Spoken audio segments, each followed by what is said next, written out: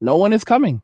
A shift that most people feel, but few are willing to say out loud, a shift in expectations, behavior, and responsibility between men, women, and society itself is happening right now.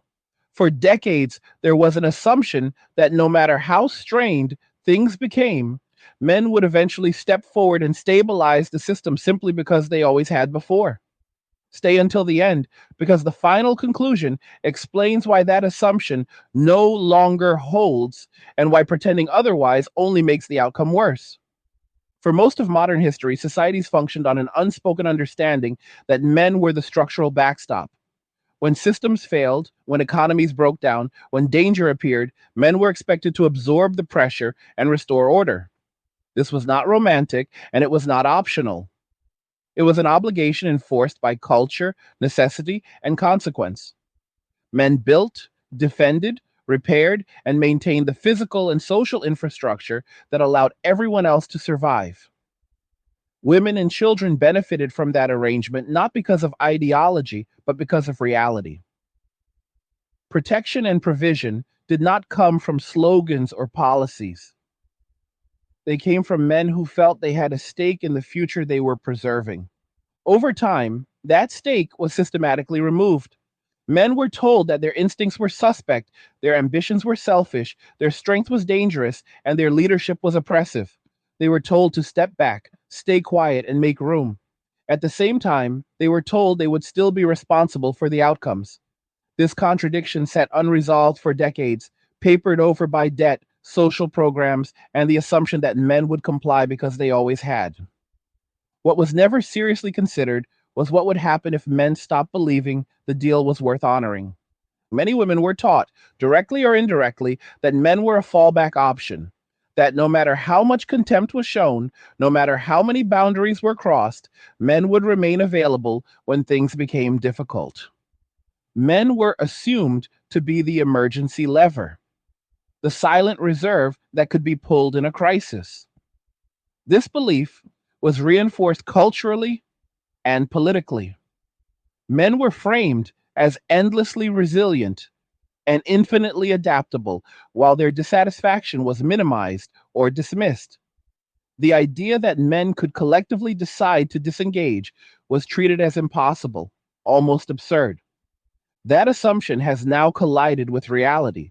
Large numbers of men have withdrawn from dating, relationships, marriage, and civic participation, not in protest marches or public demonstrations, but quietly, individually, and with increasing permanence. They did not storm the gates or demand reform. They simply stepped away. They found peace in reduced expectations, limited obligations, and personal autonomy. They stopped offering what was no longer valued, and they stopped investing in systems that openly signaled they did not need or want them.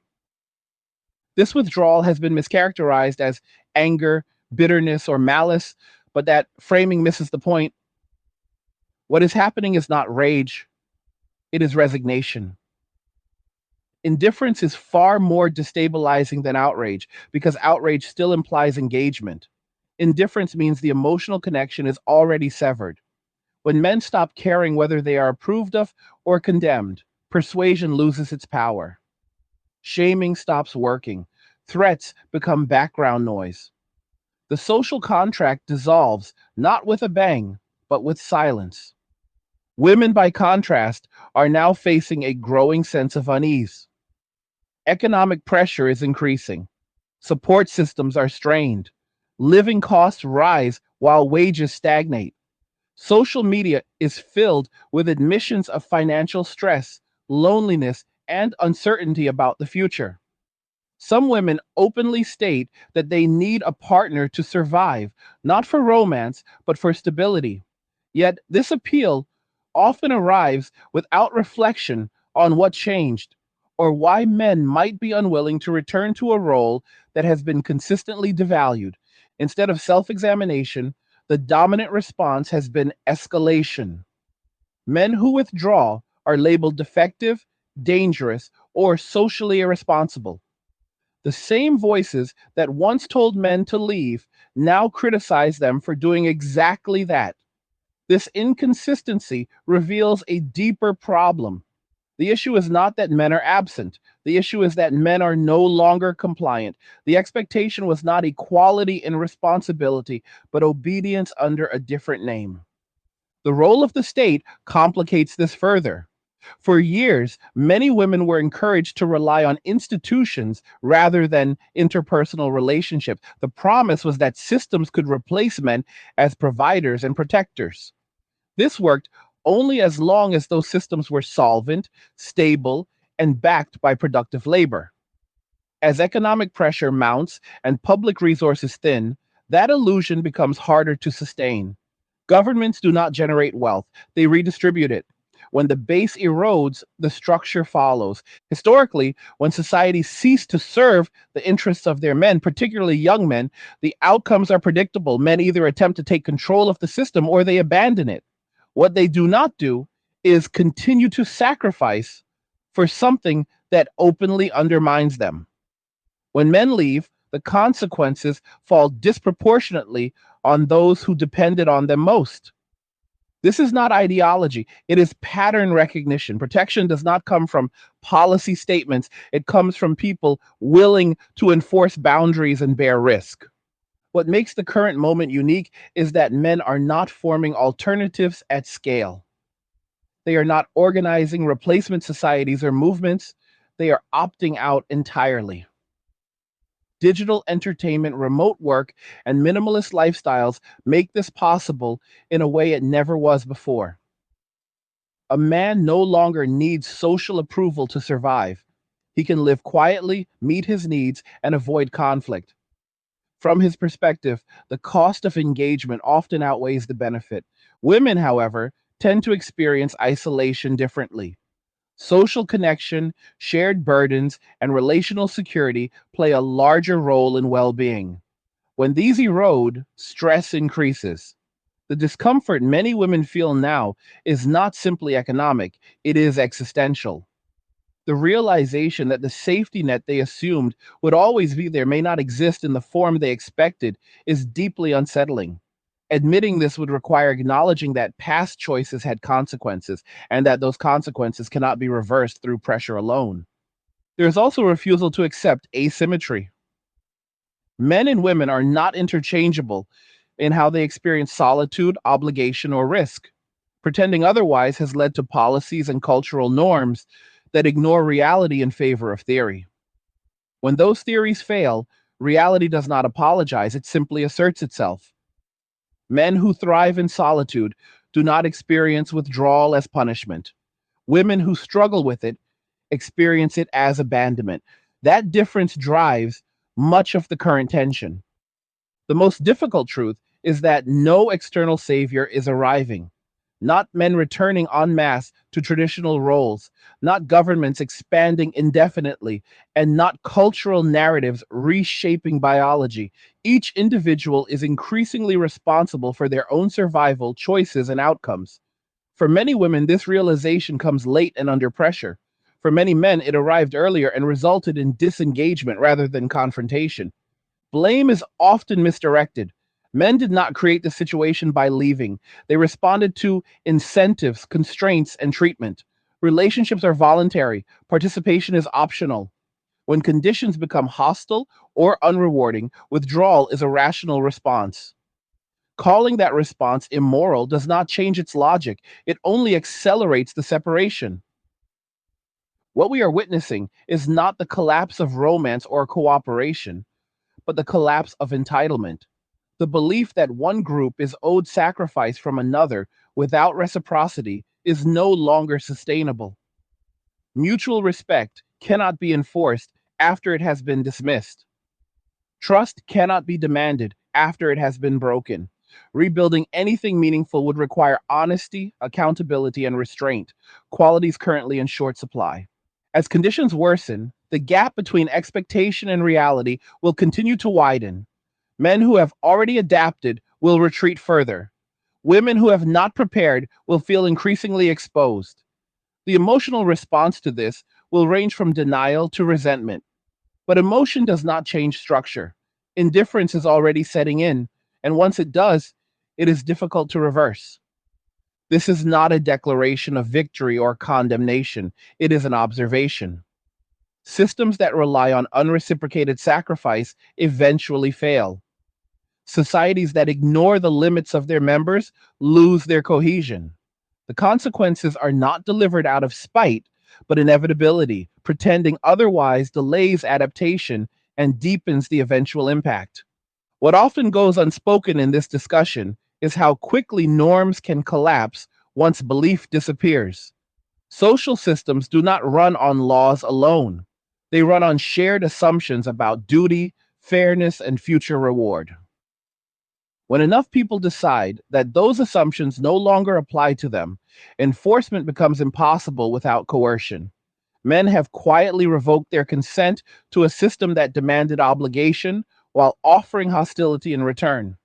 That revocation did not require coordination or leadership. It happened naturally, the way people step away from a table when they realize the game is rigged.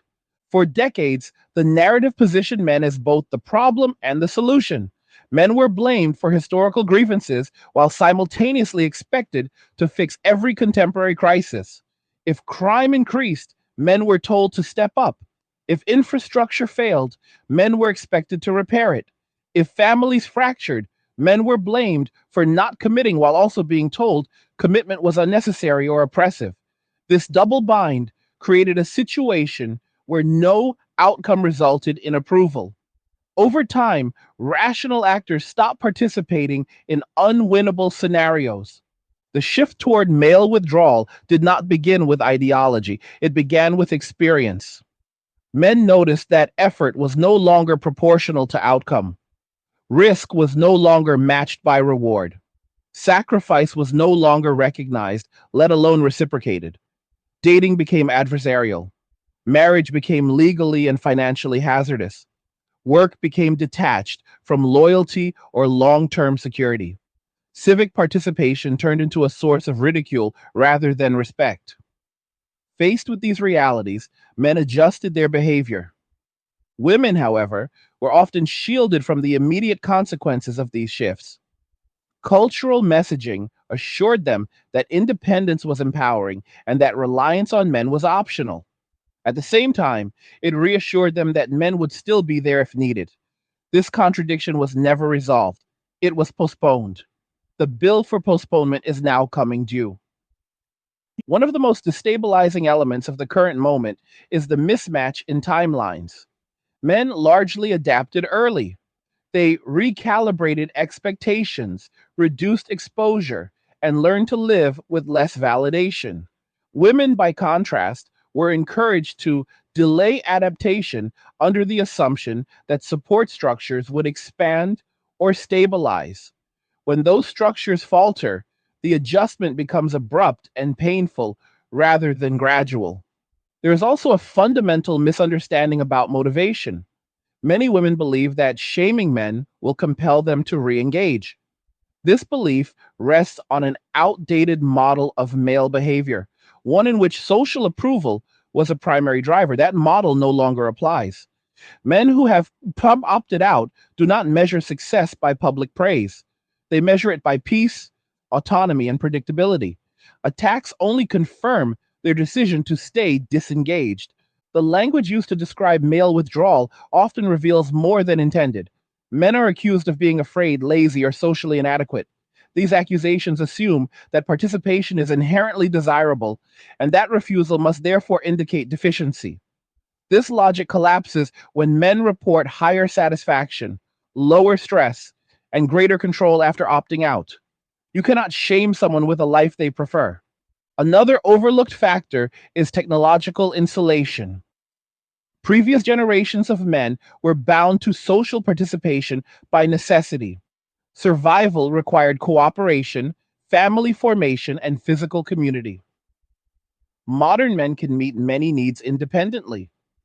Entertainment, income, education, and even companionship are accessible without traditional structures.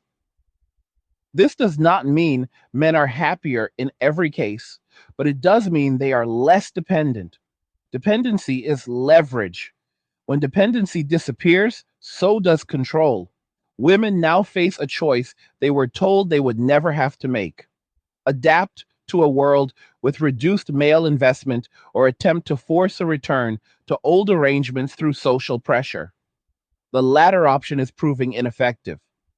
Pressure without leverage breeds resentment, not compliance.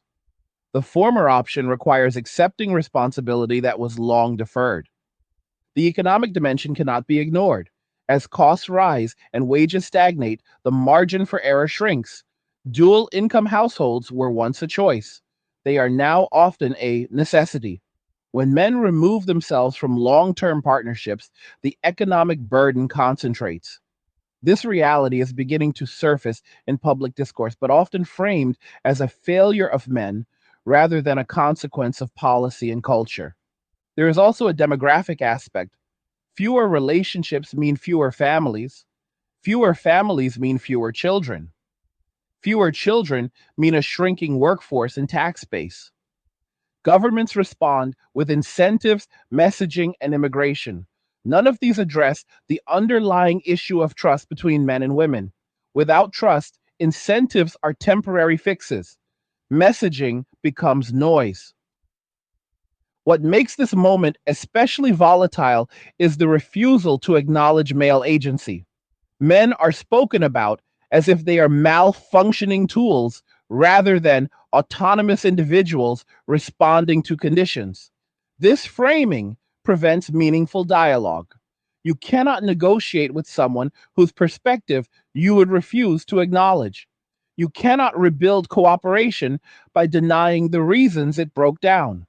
Indifference, again, is the key factor. Men who are indifferent do not seek revenge. They do not need validation. They simply reorganize their lives around reduced exposure. This is, why dramatic appeals fail. Drama requires an audience that cares. Indifference leaves the stage empty. Women who sense this indifference often respond with heightened emotion. Anxiety, anger, and fear are understandable reactions to uncertainty. However, decisions made from panic rarely produce stability. Emotional reasoning prioritizes immediate relief over long term viability. Calling men dangerous or defective may feel satisfying in the moment, but it accelerates disengagement. The idea that men owe society participation, regardless of treatment, is rooted in an older survival model. That model assumed men had no alternative. That assumption is no longer true. When options expand, obligation must be earned rather than imposed. Respect becomes functional, not symbolic. There's a tendency to romanticize the past or demonize the present. Neither approach is useful. The past contained rigid roles that limited individual choice. The present contains freedoms that come with responsibility. The problem is not freedom itself, but the uneven distribution of accountability. Freedom without accountability breeds entitlement. Accountability without freedom breeds resentment. Sustainable systems balance both. Rebuilding balance would require difficult concessions on all sides. It would require acknowledging male grievances without dismissing them as weakness. It would require acknowledging female vulnerabilities without framing them as oppression. It would require scaling back ideological extremes and regrounding expectations in reality rather than aspiration. None of this is easy, especially in a climate that rewards outrage. Until that happens, the trend will continue. More men will opt out quietly. More women will experience increasing pressure. Institutions will strain under the weight of assumptions that no longer hold. The gap between rhetoric and reality will widen. It is important to understand that this is not about punishment. Men are not withholding participation to teach a lesson. They are responding to incentives and constraints like any rational actors. Systems that no longer serve their interests are abandoned. This is not unique to gender dynamics. It is how humans behave in all domains. The most dangerous belief is that this can be reversed through denial. Ignoring male withdrawal does not reverse it. Shaming does not reverse it. Legislating around it does not reverse it. Only changes rooted in conditions can do that. Conditions include legal frameworks, cultural narratives, economic incentives, and interpersonal expectations. Changing those requires humility and compromise, not moral grandstanding. For many women, accepting this reality feels like loss. Loss of security, loss of predictability, loss of assumed support. Grief often precedes adaptation, but grief must eventually give way to action. Waiting for rescue that is not coming only deepens vulnerability. Men, for their part, are unlikely to re engage simply because things get worse. Scarcity does not automatically restore trust. If anything, it reinforces caution. Once burned, twice withdrawn. The longer disengagement persists, the more normal it becomes. Habits form, lifestyles solidify, return becomes less likely, not more. This is the core misunderstanding. Many believe hardship will force reconciliation. Hey guys, in a world pushing you to own nothing and be happy, crypto is your key to survival. Join Angry's Crypto Academy to master buying, selling, and trading crypto. Make huge profits and safeguard your wealth. Plus, discover the one crypto virtually no one is talking about, poised to create new millionaires in the upcoming bull run. The link is in the description of the video below. Go check it out now. In reality, hardship often accelerates separation when trust is already gone. People retreat to what they can control. For men, that increasingly means solitude, limited commitments, and narrow obligations. None of this guarantees collapse. Societies can adapt, norms can shift, cooperation can be rebuilt. But it will not happen by pretending the problem does not exist or by assigning blame without reflection. It will happen only if reality is acknowledged honestly. The first step is admitting that men are not coming to the rescue by default. Rescue is not a biological imperative, it is a negotiated role. When the negotiation fails, the role dissolves. Expecting otherwise is not optimism, it is denial. Understanding this does not require hostility toward women or idealization of men, it requires clarity. Clear understanding of incentives, behavior, and consequence. Clear recognition that autonomy cuts both ways. Clear acceptance that no one is exempt from reality. The sooner this clarity is embraced, the more options remain. Delay narrows choices. Emotional narratives feel powerful, but they do not alter structure. Structure responds only to incentives and constraints. Change those, and behavior follows. Ignore them, and outcomes harden. This moment is not the end of cooperation, but it is the end of assumption. Nothing is guaranteed. Nothing is owed. Everything must be rebuilt on mutual interest rather than obligation. That is the world we are entering, whether anyone is ready for it or not. And in that world, pretending that indifference is anger or that withdrawal is a tantrum only ensures misunderstanding. Indifference is not loud, it does not argue, it simply moves on. As indifference spreads, it creates a strange psychological asymmetry. Those who disengage feel lighter, while those who expected engagement feel heavier. This imbalance fuels misunderstanding. One side experiences relief, the other experiences abandonment. Both interpret the same event through entirely different lenses. That is why conversations about this topic so often fail. They begin from incompatible emotional starting points. Men who have withdrawn are often accused of lacking empathy, but this accusation ignores a basic reality. Empathy cannot be sustained indefinitely in a hostile environment. When expressions of concern are met with contempt or suspicion, people eventually stop offering them. This is not cruelty, it is self preservation. Emotional labor, like physical labor, requires compensation in the form of respect, trust, or reciprocity. Remove those, and the labor ceases. Women, on the other hand, were often encouraged to interpret male sacrifice as a given rather than a choice. This framing quietly stripped men of agency while reinforcing expectations. When that sacrifice stopped, it felt like betrayal rather than a decision. But betrayal implies a broken promise. No such promise existed in perpetuity. Participation was always conditional, even if those conditions were ignored. Another layer to this dynamic is how conflict is processed. Men tend to resolve conflict by disengaging from environments that produce diminishing returns. Women tend to resolve conflict by seeking negotiation, expression, or external validation. When men disengage, women often escalate communication, believing intensity will restore connection. Instead, it confirms incompatibility. The more one side retreats, the more the other pursues until both exhaust their preferred strategies. This pattern is now playing out at scale. Men withdraw socially, romantically, and civically. Women increase messaging, commentary, and criticism. Neither approach addresses the root issue, which is trust erosion. Trust cannot be rebuilt through volume. It can only be rebuilt through consistency and restraint over time.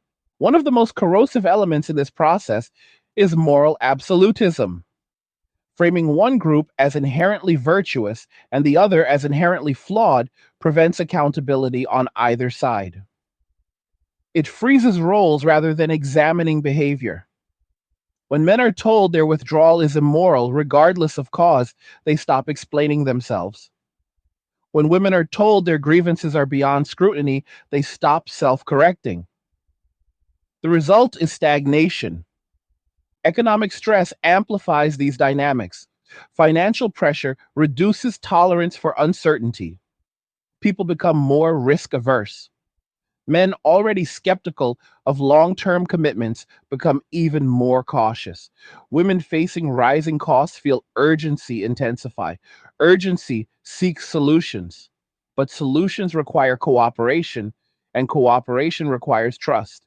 Without trust, urgency turns into blame. There is also a generational divide. Younger men have fewer memories of a world where sacrifice led to stability. They entered adulthood amid volatility, debt, and shifting rules. Their expectations were calibrated low from the start. Withdrawal feels natural rather than radical. Older women, by contrast, may remember periods where partnership was assumed and rewarded. The contrast between expectation and reality is sharper for them. Technology further complicates this divide. Online spaces magnify extremes. Moderate voices are drowned out by outrage because outrage drives engagement. This creates a distorted perception of consensus. Men see hostility amplified and conclude disengagement is rational. Women see withdrawal amplified and conclude men are defective. Algorithms profit from misunderstanding. What is rarely discussed is how quickly norms can flip once a tipping point is reached. Social participation is not evenly distributed. A relatively small percentage of highly engaged individuals sustain much of the system. When that group disengages, the impact is disproportionate. Men have historically filled many of these sustaining roles. As they exit, the system feels hollowed out even if population numbers remain high. This hollowing is not immediately visible. Infrastructure still stands. Services still operate, but resilience erodes. There is less margin for error, fewer volunteers, fewer informal supports. When disruptions occur, recovery takes longer. This creates a feedback loop.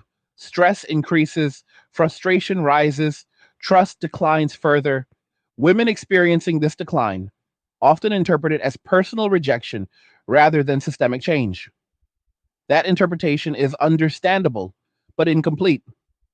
The withdrawal is not targeted, it is generalized. Men are not selectively abandoning individuals, they are stepping away from roles. Conflating the two leads to misdirected anger. The concept of rescue itself deserves scrutiny. Rescue implies helplessness on one side and obligation on the other. In modern societies that emphasize autonomy, this framing is increasingly unstable. You cannot promote independence while demanding rescue. The two narratives contradict each other. When contradiction persists long enough, behavior resolves it. Men resolved it by withdrawing rescue from their self concept. This does not mean men have become uncaring. It means they have become selective. Care is directed inward or toward trusted circles rather than outward toward abstract expectations. Loyalty is reserved for environments that demonstrate reciprocity. This selectivity is adaptive in uncertain conditions. Women who continue to rely on broad social guarantees rather than personal preparation find themselves exposed as those guarantees weaken. Preparation does not mean isolation or hostility. It means skill development, financial planning, realistic expectations, and resilience. These were often deprioritized under the assumption that support would be available if needed. There's a psychological barrier to accepting this shift. Admitting vulnerability feels like admitting failure. Admitting failure threatens identity. Many prefer denial to reorientation, but denial is expensive. It consumes time and energy that could be used to adapt. The longer denial persists, the steeper the adjustment curve becomes. Men who adapted early did so quietly. They did not announce their withdrawal, they simply changed their habits. They worked fewer hours, they dated less or not at all, they stopped volunteering, they invested in personal comfort rather than communal approval. Because these changes were individual, they were easy to dismiss. Only when aggregated did their impact become visible. Now that the impact is visible, the instinct is to reverse it through messaging. Campaigns encourage men to return, to commit, to participate, but messaging without structural change is ineffective. Men respond to lived experience, not slogans. Trust must be rebuilt through consistent action, not rhetoric. One cannot ignore the role of law and policy. Legal frameworks shape incentives. When laws disproportionately penalize one side in long term commitments, participation declines. This is not ideological, it is mathematical. Risk adjusted behavior responds to expected outcomes. Adjust the outcomes and behavior follows. Ignore them and withdrawal persists.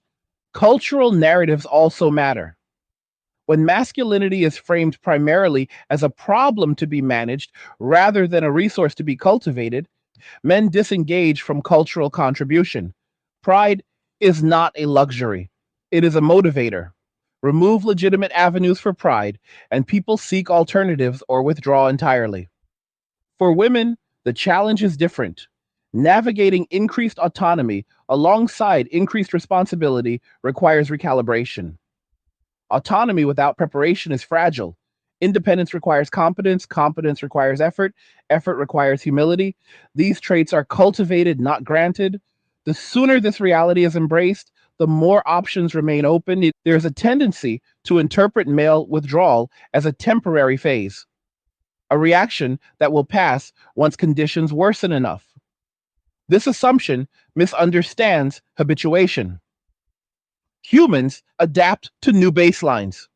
Once solitude becomes normal, returning to complexity feels burdensome. Once peace replaces chaos, chaos is avoided. This is not stubbornness, it is learning. The same applies to women. Once reliance on self becomes necessary, it can also become empowering. But the transition is painful if resisted. Those who lean into adaptation earlier fare better than those who wait for restoration. The question is not whether men will come back as they were. That version of participation is gone.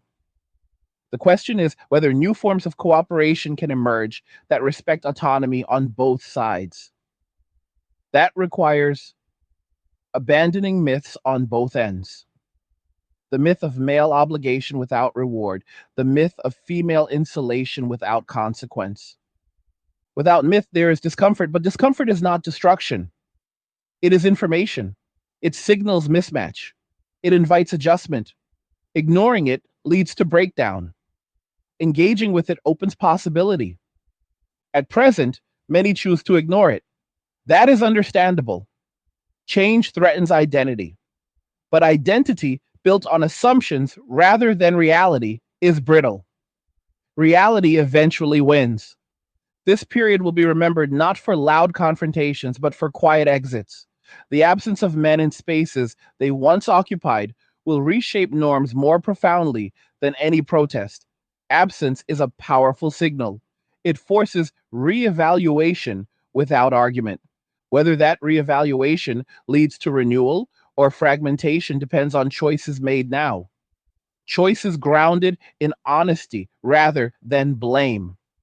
Choices that acknowledge agency rather than deny it.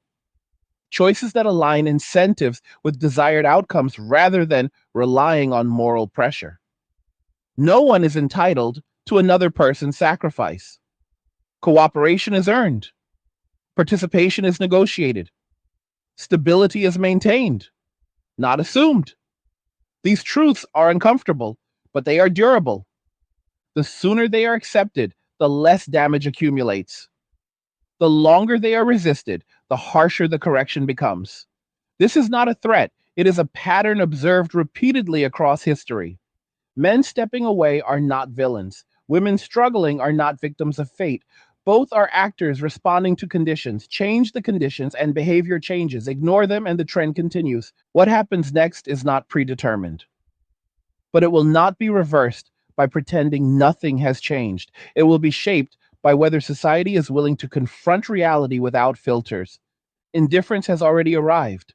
It does not announce itself, it simply settles in. Once it does, it becomes the new normal. The task now is deciding what kind of normal follows. As indifference becomes normalized, it quietly rewires expectations. People stop asking what should happen and start asking what will happen if nothing changes. This shift matters because it moves thinking from idealism to realism. Idealism asks what is fair. Realism asks what is sustainable. For a long time, debates around men and women stayed trapped in fairness arguments while sustainability was ignored. Now, sustainability is the only question left on the table. One of the hardest adjustments for many women is realizing that attraction and obligation are not the same thing. Desire does not automatically translate into responsibility, and attention does not guarantee protection. In earlier eras, these concepts were closely linked because survival required pairing. That link has weakened. Men can desire less and still live well. That reality alters the entire bargaining position, even if no one wants to acknowledge it. Men, meanwhile, have learned that restraint often produces better outcomes than engagement. Silence avoids escalation. Distance avoids conflict. Selective participation preserves energy. This is not cowardice, it is optimization. When systems punish initiative and reward compliance only conditionally, disengagement becomes the rational strategy. Over time, this strategy spreads through observation rather than persuasion. A critical misunderstanding is the belief that men withdraw because they are rejected. In many cases, the opposite is true. Men withdraw because participation feels costly even when available. Opportunity without safety is not opportunity. Choice without security is not freedom. Men are not avoiding access, they are avoiding exposure. Women often interpret this as fear of intimacy or commitment. That interpretation overlooks risk calculus. Commitment once implied shared benefit. Now it often implies asymmetric downside. When the downside outweighs the upside, rational actors opt out.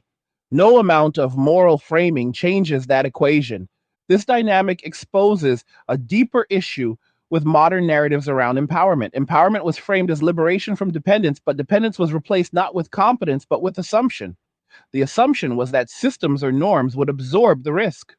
When those buffers weaken, empowerment without preparedness reveals itself as fragility. Preparedness is unglamorous. It involves discipline, planning, and self limitation. It does not trend well online. It does not generate applause, but it creates resilience. Men who disengaged early often did so by simplifying their lives. Fewer obligations, lower expenses, narrower focus.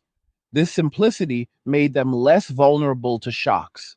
Women encouraged to maximize experience rather than stability now face a steeper learning curve. Maximization feels rewarding in expansion phases. It feels reckless in contraction phases. The shift from expansion to contraction is what many are struggling to process. Strategies that worked in abundance fail under scarcity. Scarcity changes social behavior. It narrows trust circles. It increases caution. It reduces generosity. These changes are not moral failures. They are adaptive responses. Pretending otherwise leads to disappointment. Recognizing them allows for adjustment. There is also a cultural reluctance to acknowledge male boundaries. Boundaries are framed as avoidance or punishment rather than self regulation. When men say no, it is often interpreted as hostility. This interpretation discourages honest communication. Men learn that explaining themselves invites attack. Silence becomes safer. Women then fill that silence with interpretation. Interpretation fueled by anxiety tends toward worst case assumptions. Those assumptions are then reinforced by online echo chambers. The cycle feeds itself. Silence leads to speculation. Speculation leads to hostility. Hostility confirms silence, and breaking this cycle would require mutual restraint.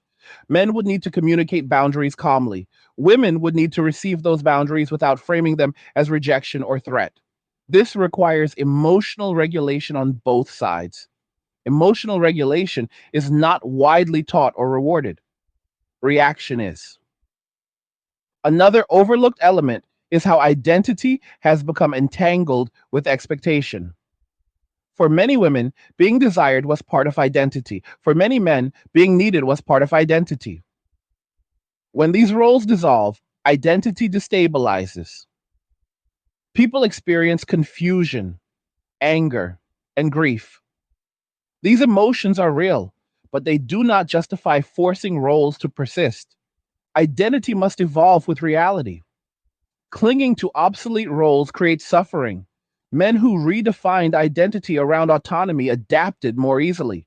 Women encouraged to define identity around independence without structure now face the task of rebuilding identity under pressure. This pressure is intensified by time.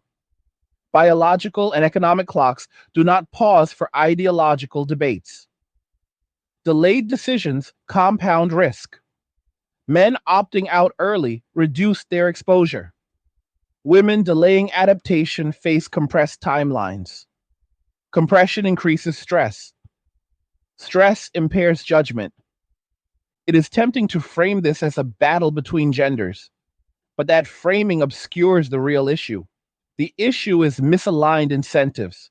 When incentives reward disengagement, disengagement grows. And when incentives penalize commitment, commitment declines. These are mechanical processes, not moral ones. Institutions have been slow to respond because they were built on outdated assumptions. Policies assumed stable family formation. Economic models assumed predictable labor participation. Cultural narratives assumed shared goals. As these assumptions fail, institutions lag. Lag creates frustration. Frustration seeks scapegoats. Scapegoating men for withdrawal avoids confronting institutional failure. It is easier to accuse individuals than to redesign systems, but individuals respond faster than systems. Men adjusted quickly, institutions did not. That gap widens tension.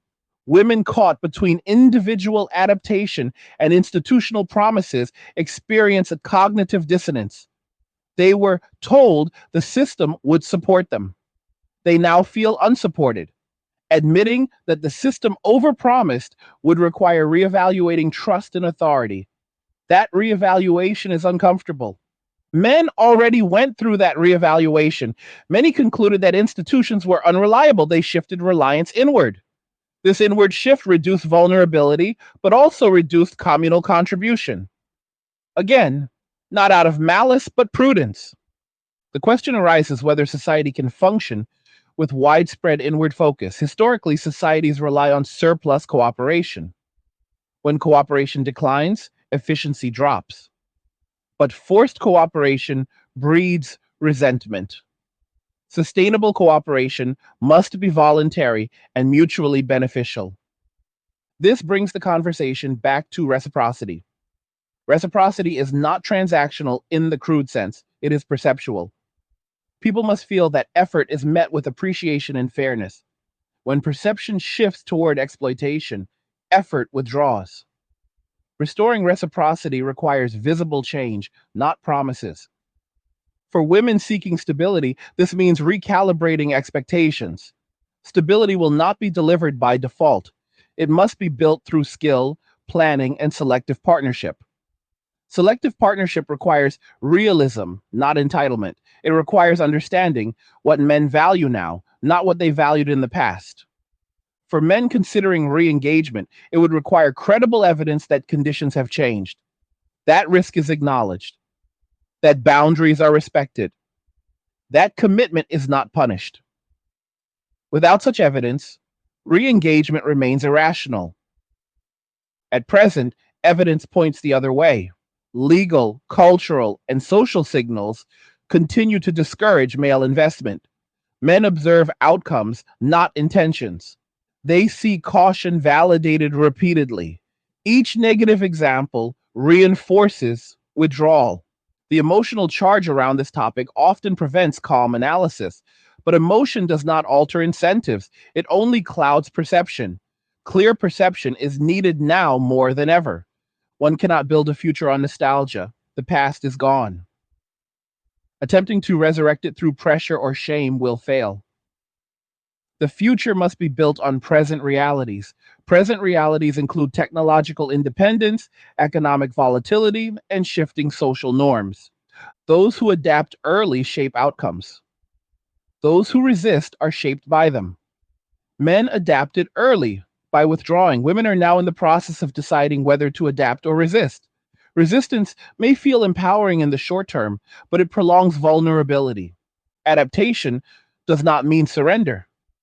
It means recalibration. It means letting go of assumptions that no longer hold. It means acquiring competencies that were previously optional. It means accepting responsibility without resentment. The same applies to men. Withdrawal is adaptive, but total disengagement has costs. Isolation limits perspective. Over time, it can erode social skills and empathy. Men must decide how much engagement they want and under what conditions. Selective engagement may offer balance. However, selective engagement requires environments that respect boundaries. If such environments are rare, withdrawal remains preferable. Creating better environments requires collective effort, but collective effort requires trust. Trust is currently scarce. Rebuilding trust starts small. It starts locally. It starts with individuals demonstrating reliability without expectation of immediate return. It starts with restraint in rhetoric and honesty in action. Large scale solutions emerge from small scale changes. The danger is that impatience overrides patience. People want immediate resolution. They want certainty restored quickly. But rebuilding trust is slow. Rushing it leads to superficial fixes that collapse under stress. In the meantime, indifference continues to spread because it offers immediate relief. Relief is seductive. It solves today's stress without addressing tomorrow's structure. Many will choose relief until forced to choose otherwise. This is why the next phase will likely be uneven. Some will adapt and stabilize. Others will struggle and blame. Outcomes will diverge. Inequality of resilience will increase. This divergence will be misinterpreted as injustice rather than preparedness.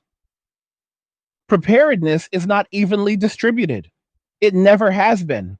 But ignoring that fact does not change it. Teaching preparedness late is harder than teaching it early. The sooner this is acknowledged, the better. There is no single villain in this story. There is misalignment, delay, and denial. There are incentives that no longer match narratives. There are expectations that outlive their context. Clinging to them causes pain. Men are not coming to the rescue by default because rescue is no longer part of their identity. Women are afraid to admit this because it destabilizes assumptions. Both reactions are understandable and neither changes reality.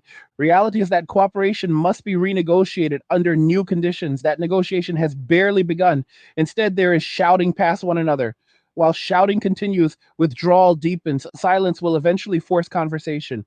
Absence is harder to ignore than words. As men remain absent, the pressure to adapt increases. Adaptation can take many forms, some constructive, some destructive. The direction depends on choices made now. The future is not predetermined, but the window for painless adjustment is closing. Early adjustment is less costly than late adjustment. This is true in economics, health, and relationships. Delay compounds cost. Understanding this is not pessimism, it is pragmatism.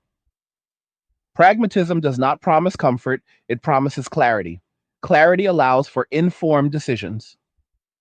Informed decisions reduce regret. The path forward requires letting go of entitlement and embracing agency. Both men and women must do this in different ways. Men have already embraced agency by withdrawing. Women are now being forced to do so under pressure, and how this plays out will define the next social era. Not slogans, not campaigns, but lived behavior. Behavior responds to incentives. Change the incentives and behavior changes. Ignore them and patterns harden. Indifference is not the end state, it is a transition. It signals that old bonds have loosened. What replaces them depends on whether new bonds are built intentionally or left to chance. Chance favors no one. This moment demands sober reflection rather than emotional reaction. Reflection is slower, it is quieter, it lacks spectacle, but it produces durable outcomes. Spectacle produces noise. Those willing to reflect now will navigate the transition with fewer scars. Those who refuse will learn through hardship. Reality teaches regardless of preference. Men are not coming to the rescue by default. That era has ended.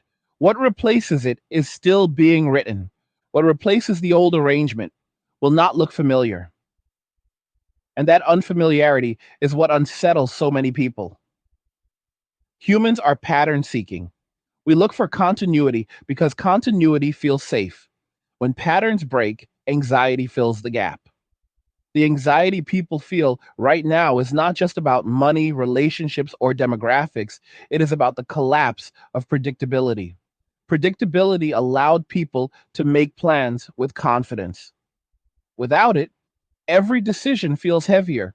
For women, much of that predictability was anchored in the assumption that men would eventually provide stabilization at the personal and societal level. That assumption shaped life choices, timelines, and risk tolerance. When that anchor disappears, everything floats. Choices that once felt reasonable now feel exposed. Paths that once felt safe now feel precarious. This creates panic not because women are incapable, but because the map they were given no longer matches the terrain. Men experienced this mismatch earlier. They realized that the promises implied by participation no longer aligned with outcomes. They adjusted not because they were celebrated for doing so, but because the cost of ignoring reality became too high. This adjustment required letting go of validation. Men who withdrew accepted that they would be misunderstood, criticized, or ignored. They accepted that trade because the alternative was prolonged stress. This difference in timing matters. Early adapters always look extreme to those who adapt later. What was once called radical becomes normalized, but only after enough people follow the same path. Men who opted out early were labeled fringe. Men who opt out now are barely noticed because absence has become expected. That normalization is irreversible. Once a behavior becomes ordinary, outrage loses its force. Another critical aspect of this shift is how responsibility is being redistributed. Responsibility used to flow downward from men to women and children through families. When family formation declines, Responsibility flows upward to institutions and laterally to peers. Institutions are already overextended. Peer networks are fragmented. The result is diffusion of responsibility. Everyone assumes someone else will step in.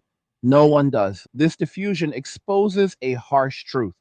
Collective responsibility without clear ownership fails under stress. Systems need accountable actors. Historically, men filled many of those roles not because they were morally superior, but because the structure incentivized them to do so. Remove the incentive, and the role remains empty. Women confronting this emptiness often experience resentment rather than adaptation.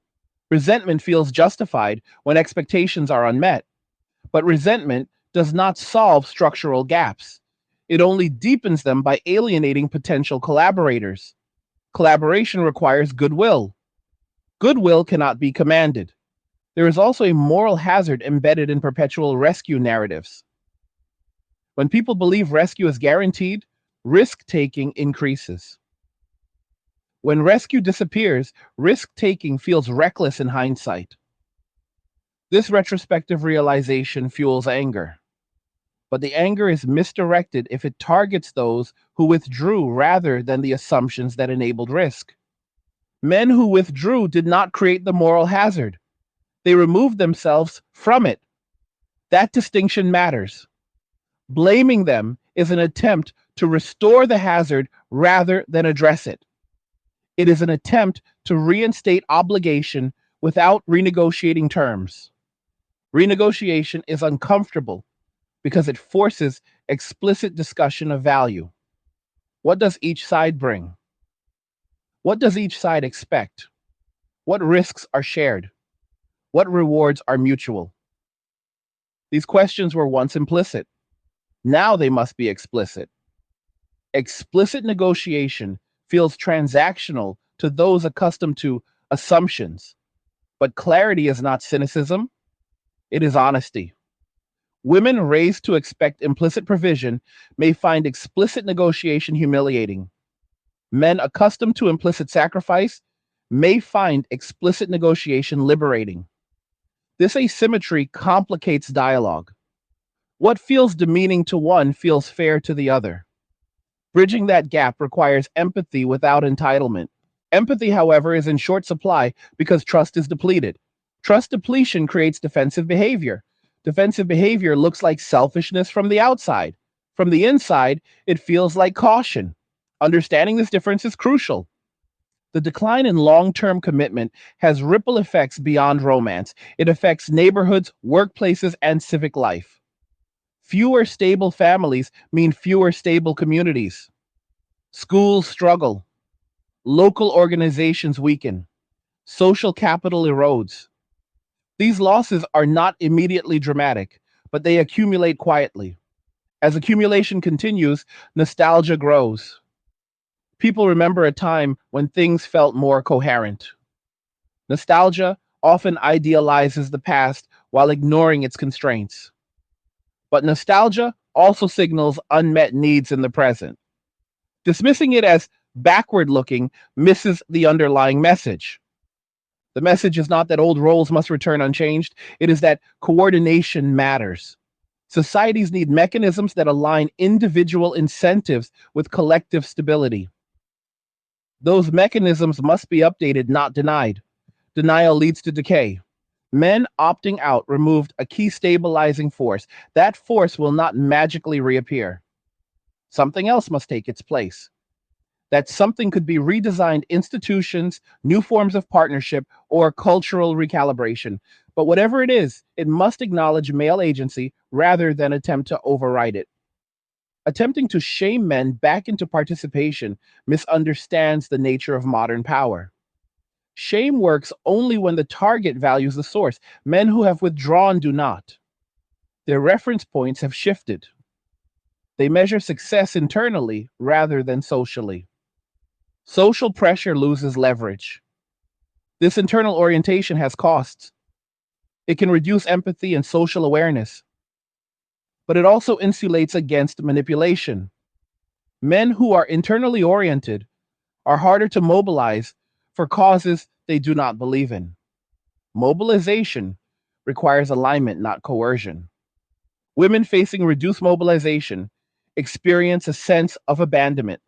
That sense is amplified by messaging that promised empowerment without consequence. Reconciling empowerment with consequence is painful. It requires acknowledging that freedom includes exposure. Exposure is not failure, it is reality. Everyone is exposed to some degree. The question is how exposure is managed. Men managed it by reducing commitments. Women must now manage it by increasing preparedness or redefining expectations. Preparedness includes financial literacy, emotional resilience, and realistic partner selection. It includes accepting trade offs rather than demanding optimal outcomes. It includes understanding that attraction markets respond to supply and demand, not fairness narratives. There is resistance to framing relationships in market terms, but markets exist whether acknowledged or not. Ignoring them does not eliminate them, it only prevents informed navigation. Men understand this intuitively because they experience rejection directly. Women insulated from rejection may struggle to accept it as structural rather than personal. As rejection becomes more visible, coping mechanisms will diverge. Some will adapt, others will double down on denial. The latter group will be louder but less effective. Volume does not equal influence. Influence flows from those who demonstrate functional adaptation. People follow examples that work. Men withdrawing and finding peace become silent examples. Women who adapt and stabilize independently become examples. Those who cling to grievance become cautionary tales. The social narrative will lag behind these examples. Narratives always lag behavior. Eventually, narratives adjust to explain what has already happened. By then, outcomes are largely set. This lag creates a sense of betrayal for those who trusted narratives. They feel misled. They were, but blame cannot undo time. It can only redirect future choices. Men already redirected their choices. Women are now deciding whether to do the same or continue waiting for narrative alignment. Waiting is costly. Time does not pause for consensus. One of the most difficult admissions for many women is that men do not need them in the same way women may need men. This asymmetry existed historically, but was masked by necessity. As necessity fades, asymmetry becomes visible. Visibility feels like loss of leverage. Leverage, however, is not love. Relationships built on leverage breed resentment. Relationships built on mutual desire and respect are rarer but more stable. The shrinking of relationship quantity may eventually increase relationship quality for those willing to adjust expectations. But this adjustment requires letting go of entitlement to rescue. It requires accepting that partnership is optional on both sides. Optionality is uncomfortable because it removes guarantees. It also makes genuine choice possible. Genuine choice means rejection is possible. Many were shielded from this reality. Shielding delayed growth. Growth now arrives under pressure rather than preparation. Pressure accelerates learning but increases error. Some will make drastic choices out of fear, others will freeze. Neither is optimal. Calm assessment is better, but calm is scarce when narratives collapse. Men appear calm because they already mourned the loss of old expectations. They went through disillusionment earlier. Disillusionment is painful but clarifying. Women are now entering that phase. The pain is real. The clarity will come later if allowed. Allowing clarity means resisting the urge to externalize blame. It means sitting with discomfort long enough to extract insight. This is difficult in a culture that rewards immediate reaction. Media incentives amplify reaction. Outrage drives, clicks, nuance does not. This skews perception. Many believe extremes represent the majority. They do not. Most people are quietly adjusting without commentary. Quiet adjustment does not generate headlines, but it shapes reality. Reality then surprises those focused on headlines. Surprise breeds panic. Panic fuels reaction. The cycle continues. Breaking the cycle requires stepping outside media loops. It requires observing behavior rather than rhetoric. Behavior shows where incentives lie. Right now, behavior shows widespread male withdrawal and growing female anxiety. That is the data. Everything else is interpretation. Interpreting data honestly leads to uncomfortable conclusions. One is that no group is owed protection without reciprocity. Another is that independence requires competence. Another is that trust, once broken, is slow to rebuild. Rebuilding trust would require consistent demonstration that commitment is valued and protected. That risk is shared. That sacrifice is not mocked. These demonstrations must be structural, not symbolic. Words alone are insufficient. Until such demonstrations occur, indifference remains rational. Men are not obligated to gamble on change. Women are not obligated to cling to denial. Both have agency. Agency means choice. Choice means consequence. Consequence means accountability. These concepts are inseparable. Attempts to separate them create instability. This period of instability will likely produce new norms. Those norms will not satisfy everyone. No norm ever does, but they will reflect current realities rather than past assumptions. The hardest part of transition is the in between. Old rules no longer apply. New rules are unclear. Anxiety thrives in ambiguity. People seek certainty through ideology. Ideology offers answers without evidence. Evidence is slower but more reliable.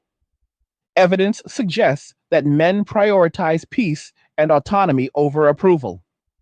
Evidence suggests that women struggle more with isolation and economic exposure. Evidence suggests that institutions are overextended. Evidence suggests that rescue narratives are failing. Acting on this evidence requires courage, courage to accept loss of expectation, courage to build new competencies, courage to renegotiate roles honestly, courage to tolerate discomfort. Those who exercise this courage will navigate the transition more effectively. Those who do not will experience repeated disappointment, not because they are punished, but because they are unprepared. Preparation is unglamorous. It lacks drama, but it builds stability. Stability allows for generosity. Generosity allows for cooperation. Cooperation rebuilds trust. Trust enables new forms of partnership. This sequence cannot be reversed. Attempting to start with generosity without stability leads to exploitation. Attempting to start with cooperation without trust leads to breakdown. The order matters. Men withdrew to restore personal stability. Women must now do the same in their own way. Once stability exists on both sides, new forms of cooperation become possible. Not guaranteed, but possible. This is not a call for isolation. It is a call for realism. Realism recognizes limits. It respects choice. It acknowledges asymmetry without moralizing it. The era of automatic rescue is over. The era of negotiated cooperation is beginning. Whether that negotiation succeeds depends on whether reality is acknowledged rather than resisted. Men are not coming to the rescue by default. That fact will not change through insistence. It will only change if conditions make participation desirable again. That is the task ahead. Ignoring it delays adaptation. Delayed adaptation increases cost. Increased cost reduces options. Reduced options harden outcomes. This is the inflection point. Choices made now will echo for decades. Silence, withdrawal, and indifference are already shaping the path. Engagement, if it returns, will look different. Understanding this is not pessimism, it is preparation. Preparation does not promise ease, it promises survivability. In uncertain times, survivability matters more than comfort. Those who internalize this reality early will adjust with less damage. Those who resist will learn later under harsher conditions. Reality is patient, it waits. Men have already stepped back. Women are now deciding whether to step forward into responsibility or remain waiting for a rescue that is not coming. What happens next depends on that choice. As this chapter closes, it becomes clear that what many people are experiencing is not a single crisis, but the convergence of several long building pressures: economic strain, cultural confusion, institutional overreach, and personal disconnection have all arrived at the same moment.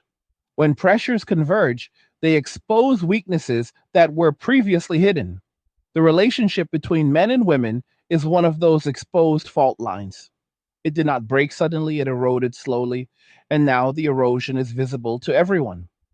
The most important realization is that no amount of wishing will restore the old arrangement. Wanting men to return to roles they no longer believe in does not make those roles viable. Demanding sacrifice without restoring trust does not inspire commitment. Calling withdrawal immoral does not change the incentives that caused it. Reality is not moved by accusation, it is shaped by behavior. Men did not wake up one day and decide to abandon society out of spite.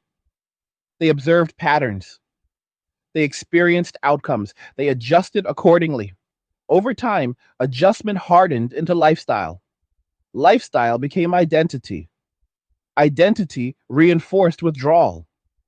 This process was quiet and largely invisible until its effects became widespread. Women are now encountering the downstream consequences of that process. Many feel blindsided, not because the signals were absent, but because they were dismissed. Dismissal felt justified when institutions and narratives promised protection. Those promises are now proving conditional. Conditional support feels like betrayal when unconditional support was assumed. This moment forces a reckoning with assumption itself. Assumptions are shortcuts. They save cognitive effort. They allow people to plan without constantly reassessing. But assumptions are dangerous when conditions change. When reality shifts and assumptions remain static, people suffer. Updating assumptions is painful but necessary. One assumption that must be updated is that society will always stabilize itself through male sacrifice. Another is that independence can exist without responsibility. Another is that institutions can replace interpersonal trust indefinitely.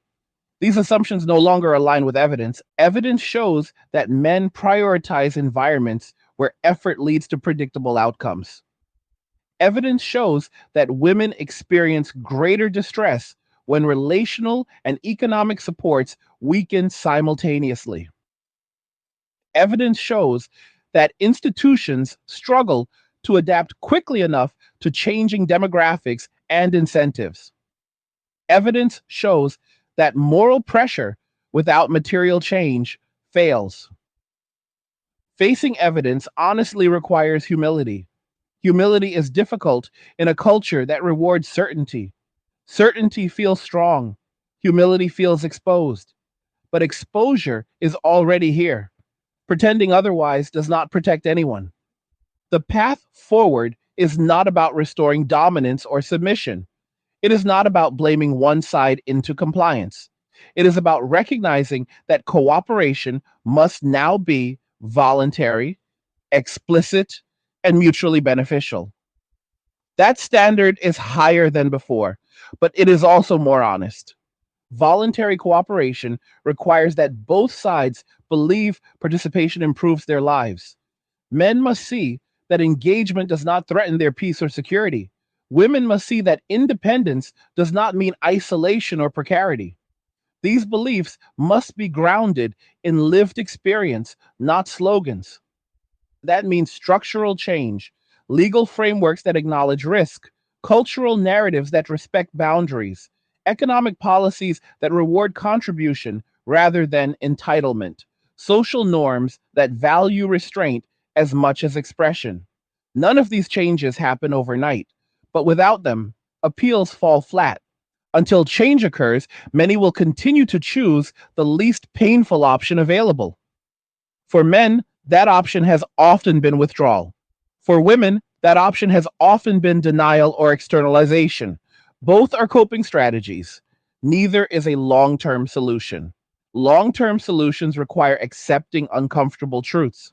One truth is that attraction cannot be commanded. Another is that protection is not guaranteed. Another is that autonomy carries cost. Another is that trust, once broken, takes time to rebuild. Time is the variable many underestimate. People assume urgency will force resolution. Sometimes urgency forces collapse instead. Collapse is not always dramatic, it can be slow and quiet. Relationships dissolve, communities thin out, institutions hollow.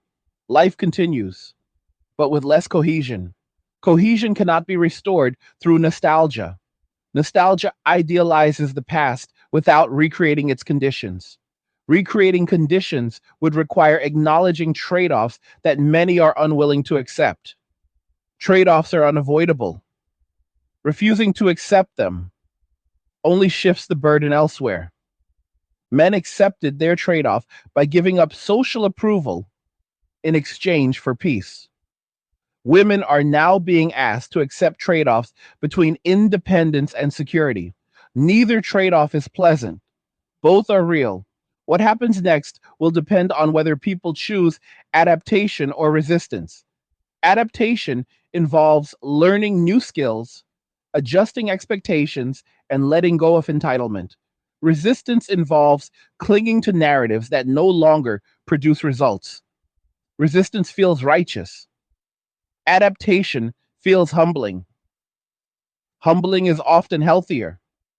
Those who adapt early gain flexibility. Those who resist lose options. This is true in markets, health, and relationships.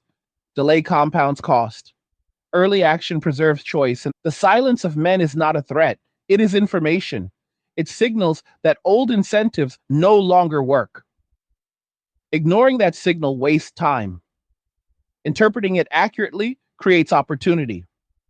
Opportunity does not mean returning to the past. It means designing something new that fits current realities. That design must account for technological independence, economic volatility, and shifting values. It must also account for human nature, not theoretical ideals.